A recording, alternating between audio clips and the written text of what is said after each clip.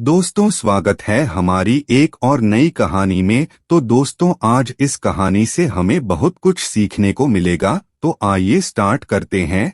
लेकिन उससे पहले मैं आप लोगों से कहना चाहता हूं कि अगर कहानी अच्छी लगे तो मित्रों को शेयर जरूर करें। एक समय की बात है, एक छोटे से गांव में एक लड़का रहता था जिसका नाम राजू था। राजू गरीब परिवार से था, लेकिन उसकी माँ का सपना था कि उसका बेटा एक दिन बड़ा आदमी बनेगा।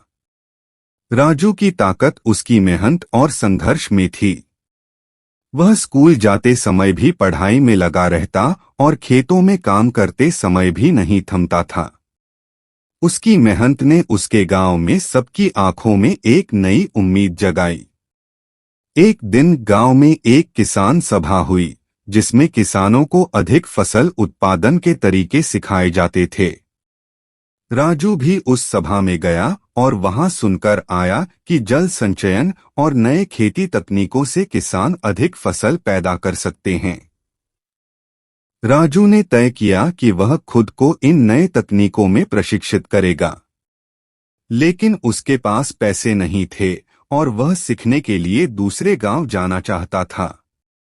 उसने अपनी माँ को अपनी इच्छा बताई और उनसे पूछा कि क्या वह उसकी मदद कर सकती हैं। राजू की माँ ने अपने बच्चे की मेहनत और उम्मीदों को देखकर उसे सबसे पहले अपनी सिंदूर की मांग कर दी। फिर वह अपने सारे बचत को राजू के हाथ में दे दी।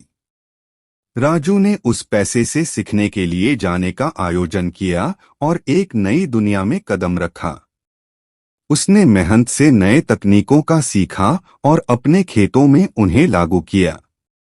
कुछ सालों बाद राजू के खेतों में उसने जितनी फसल पैदा की, वह पहले उससे दोगुना था।